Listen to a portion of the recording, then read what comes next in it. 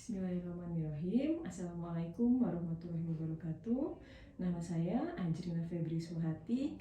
Saya dosen Teknik Industri di Universitas Islam Bandung. Pada video pengajaran kali ini, saya akan menerangkan mengenai mata kuliah program komputer yang terdiri dari 3 SKS dan dipelajari di semester 2. Berikut video PDD UKT-PT saya. Ya, Bismillahirrahmanirrahim. Assalamualaikum warahmatullahi wabarakatuh. Waalaikumsalam warahmatullahi wabarakatuh. Ya, sebelumnya terima kasih kepada mahasiswa yang telah hadir pada pertemuan 3 hari ini mata kuliah program komputer. Melanjutkan dari pertemuan kemarin, kita bahas dulu RPS pada hari ini. Sebelum kita bahas RPS, gimana kabarnya? Sehat. Nah, kalau sehat, alhamdulillah, kita lanjutkan ke materi hari ini. Pertama, kita akan bahas dulu RPS mata kuliah ini, yaitu program komputer. Mata kuliah ini terdiri dari 3 SKS. Apa yang membedakan mata kuliah ini dengan mata kuliah lain adalah mata kuliah program komputer ada praktikumnya. Jadi di balik 3 SKS ini ada bobot 1 SKS khusus untuk praktikum. Nah, apa yang diharapkan dari mata kuliah program komputer? Sebenarnya ini bukan pemrograman yang seperti ada pada mata kuliah yang di teknik informatika atau teknik sistem informasi misalkan. Apa yang diharapkan program komputer di teknik industri adalah kalian yang pertama mampu memahami konsep algoritma, ya, konsep dalam menyelesaikan suatu permasalahan. Jadi titik berat pemrograman di teknik industri adalah mampu menyelesaikan masalah dalam bentuk menyusun suatu algoritma. Algoritmanya bisa dalam bentuk coding, bisa dalam bentuk flowchart, nah itu adalah si algoritma. Jadi tidak sampai sekompleks yang ada di teknik informatika. Nah, yang selanjutnya mampu membuat program komputer. Nah, program komputernya juga bukan program komputer yang sulit gitu ya, tapi program komputer sederhana yang titik beratnya adalah pada si algoritma penyelesaian suatu masalah. Bukan algoritma kompleks atau program komputer yang kompleks. Yang selanjutnya yang terakhir adalah mampu mensimulasikan dan mempresentasikan program komputer yang telah kalian buat. Jadi nanti akan dibuat kelompok untuk membuat suatu aplikasi sederhana yang menyelesaikan suatu masalah. Misalkan aplikasi perpustakaan, aplikasi untuk peminjaman alat bulan, misalkan, itu adalah tujuan akhir dari si mata kuliah. Jadi mata kuliah ini akan separuh di kelas dan separuh di lab untuk praktikum. Nah, seperti mata kuliah lain, mata kuliah ini terdiri dari 16 pertemuan, yang 2 diantaranya adalah UTS dan UAS. Jadi untuk perkuliahannya dari mulai pertemuan 1 sampai dengan pertemuan 9. Itu kita akan kuliah di kelas. Untuk pertemuan 10 sampai pertemuan ke-15 adalah praktikum, yang mana 16-nya adalah presentasi akhir praktikum. Nah, untuk hari ini kita akan membahas terkait dengan pertemuan ke-3 atau minggu ketiga, yaitu memahami dasar-dasar pemrograman atau dasar-dasar logika pemrograman. Nah, lanjut kita masuk ke materi pada hari ini.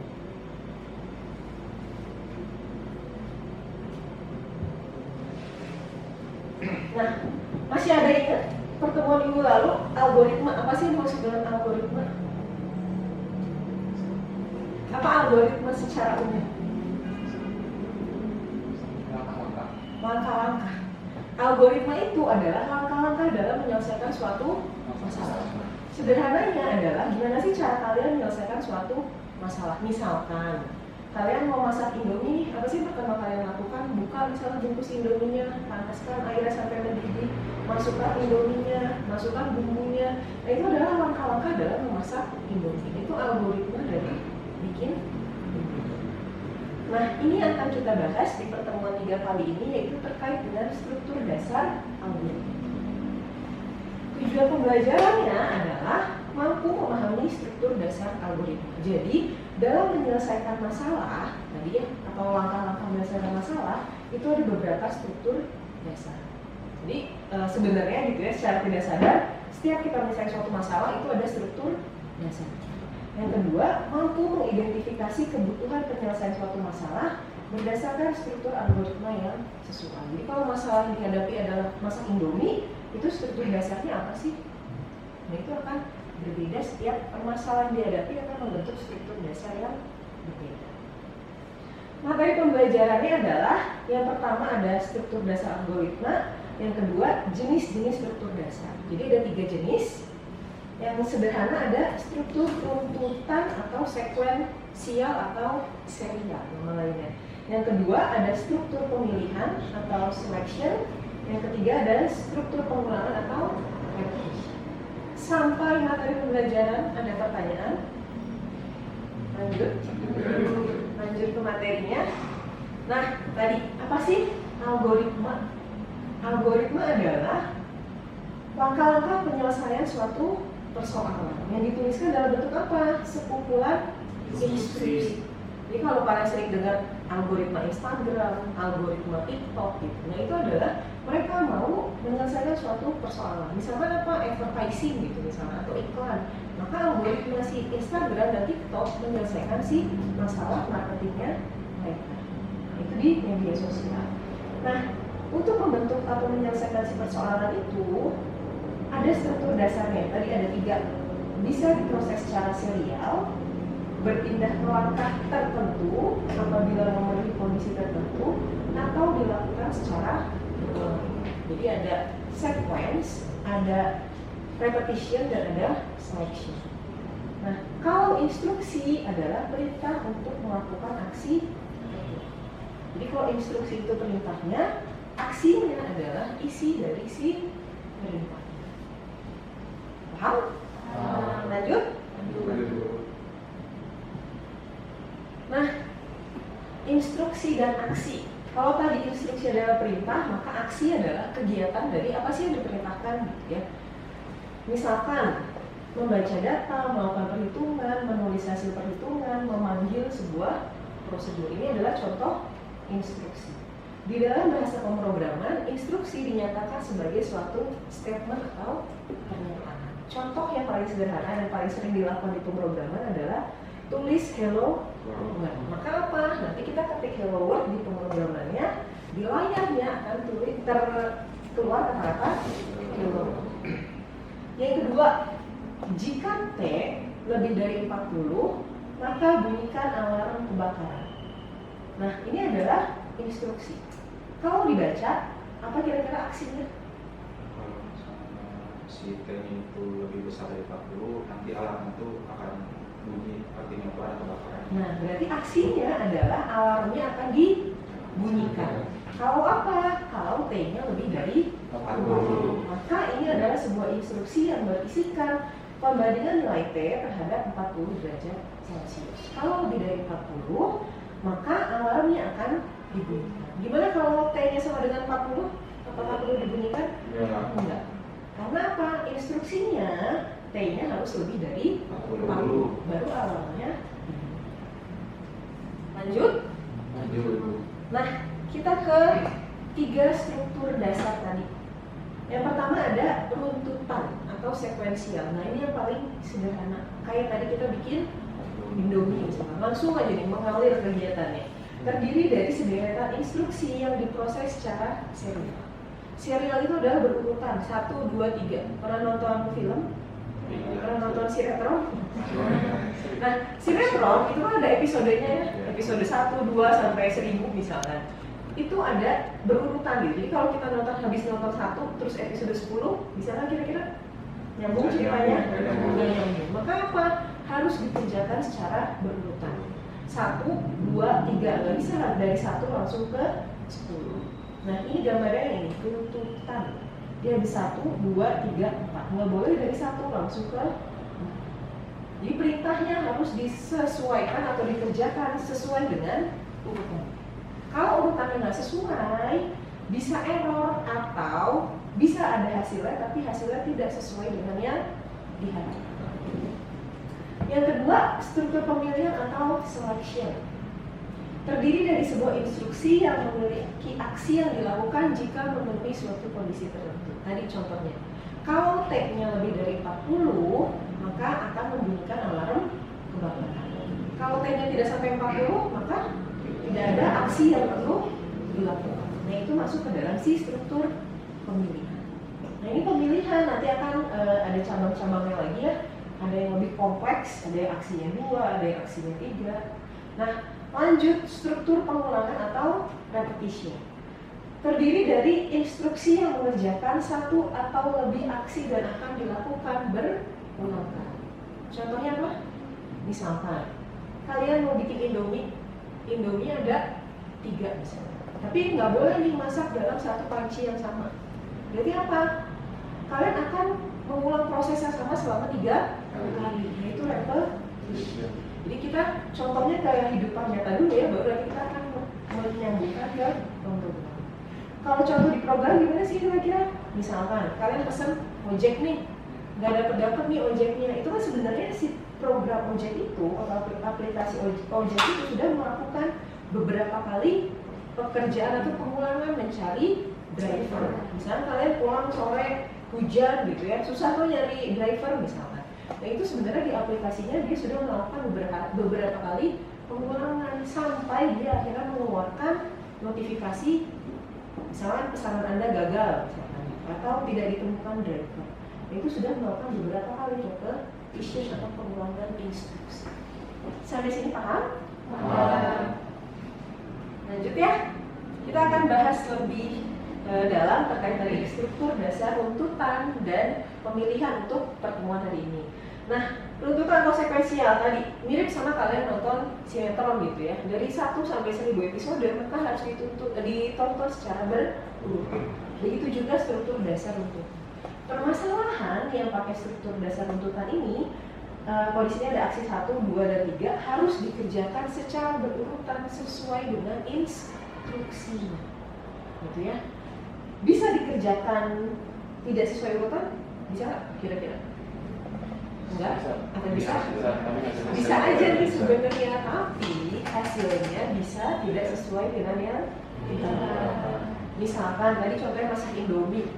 Kalian biasanya masak Indominya dulu baru bumbunya misalkan. Ternyata ada yang bumbunya dulu baru Indominya. Bisa gitu kan? Bisa. Rasanya sama nggak kira-kira?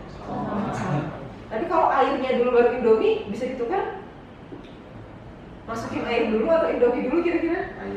Air dulu, oke? Nah, ada beberapa pekerjaan yang memang tidak bisa ditukar urutan.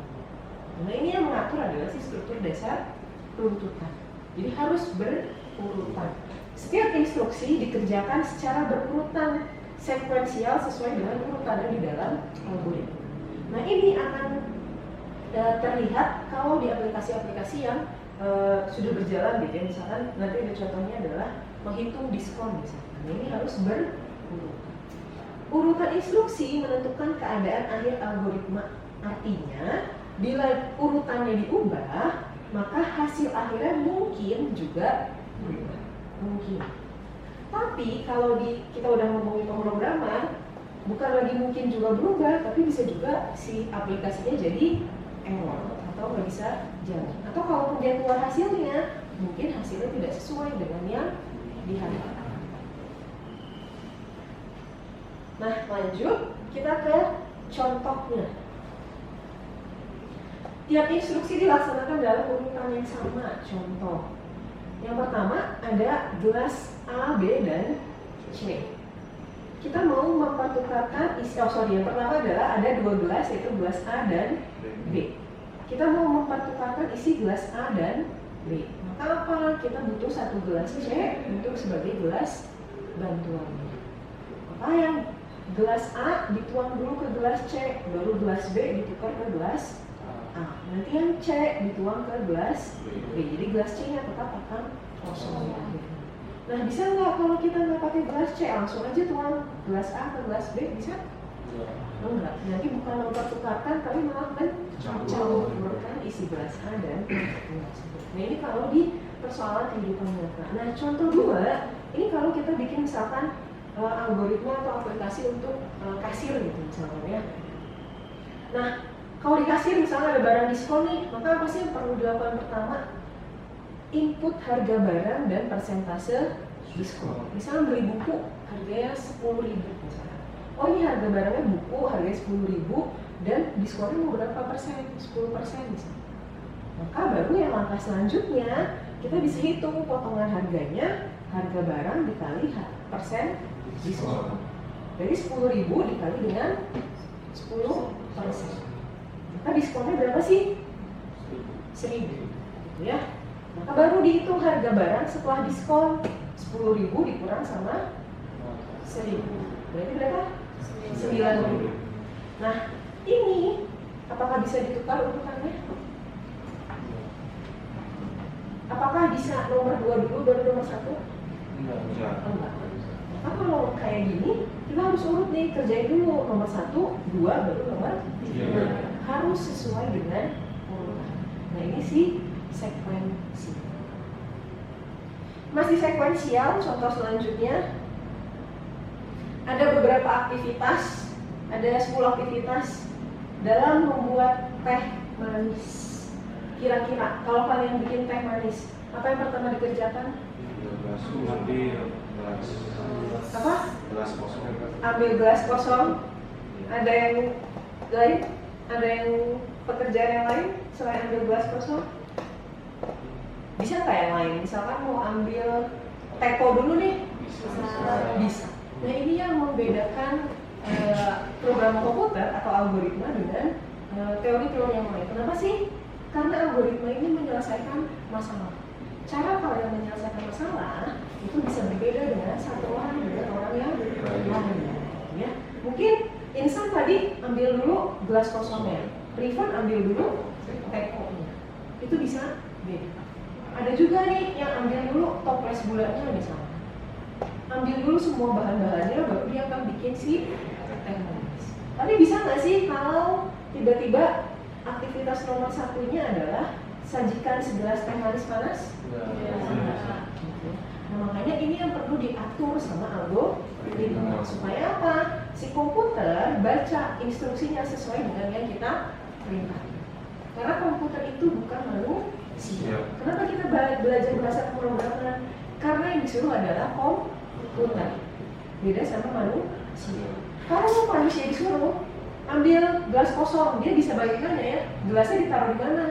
Tapi kalau kita nyuruh ke komputer, hitung X kali Y, X dari Y-nya nggak jelas, maka dia akan error.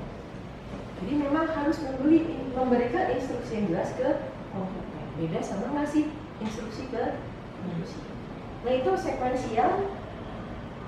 Pemilihan ada selection. Nah, pernah dengar jika maka? Logika matematika, nah itu adalah struktur dasar algoritma namanya pemilihan. Jika maka gitu ya, if then kalau di bahasa pemrograman. If lebih dari 40 maka nyalakan alarm kebakaran. Nah itu contoh studi kasus if then. Nah contoh if air dalam kettle mendidih, then matikan api kompor. Selama belum mendidih maka apa? Aksinya tidak perlu dilakukan. Nah if then ini hanya berlaku kalau aksinya satu dan instruksinya satu. Jadi aksi hanya dilakukan jika kondisi bernilai Y atau kondisi bernilai benar. Kalau salah atau tidak terpenuhi, tidak ada aksi yang perlu dilakukan. Nah, ada yang lebih kompleks. If then, bahasa Indonesianya apa? Jika, maka, else apa sih? Kalau tidak. Jadi jika, maka, kalau tidak. Makanya aksinya ada dua. Kalau kondisi yang terpenuhi maka aksi satu, kalau tidak maka aksi dua. Jadi kalau ini contohnya, jika lampu A menyala maka tekan tombol merah. Jika lampu A tidak menyala, misalkan ternyata yang menyala adalah lampu B atau yang nyala lampu C, maka apa? Tekan tombol biru. Jadi ada dua aksi untuk yang terpenuhi dan tidak terpenuhi. Itu ada yang bernilai benar dan bernilai salah. Ada pertanyaan? Lanjut. Nah, ini contoh selanjutnya adalah lampu merah. Lampu merah ada berapa sih warnanya? 3. Nah ini kalau ada 3 kondisi, berarti namanya adalah pemilihan bersarang atau nested if secara teori. Jadi kalau misalkan jika lampunya berwarna merah, maka berhenti. Kalau tidak merah, maka bisa kuning. Kalau kuning, maka hati-hati. Else di sini tuh berarti apa sih? Kalau tidak merah dan tidak kuning, maka jalan lurus. Kalau ternyata biru yang nyala, berarti apa? Biru. Ada error? Sekarang nggak ada di dalam mesin. Misalkan nyalanya warna biru nih, berarti apa sih? Jalan terus. Jalan terus. Karena apa? Dia hanya ngasih tahu kalau merah berhenti, kuning hati-hati, yang lainnya jalan terus. Kalau ternyata tiba-tiba warna biru yang nyala, maka perintahnya adalah jalan terus. Paham? Nah, ada sedikit latihan selanjutnya. Ada 3 kasus atau 3 contoh. Yang pertama, menyalakan lampu merah bila panas dan lampu biru bila dingin. Yang pertama, masuk ke struktur dasar apa? If then atau if then else? If then else. Kenapa if then else? Ada 2. Karena ada 2 aksi. Yang kedua, program menghitung diskon. Runtutan. Karena apa? Tidak ada kondisi yang menjadi syarat. Yang ketiga, mematikan kompor apabila air mendidih.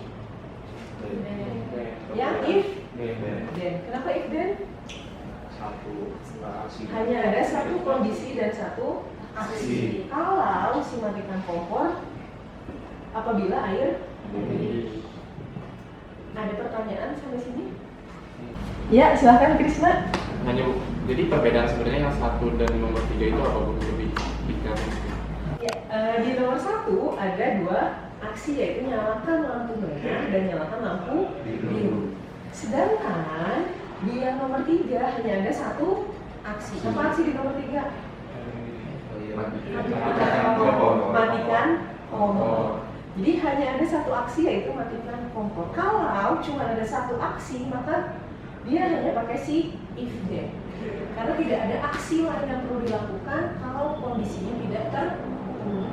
Kalau yang di nomor 1 ada aksi lain yang perlu kita lakukan kalau ada kondisi yang lain yang terjadi. Maka yang nomor 1 itu if then else. Kalau yang nomor 3 itu adalah si if then. Jelas Krisna? Ada lagi yang lain? Lanjut? Lanjutnya adalah tugas.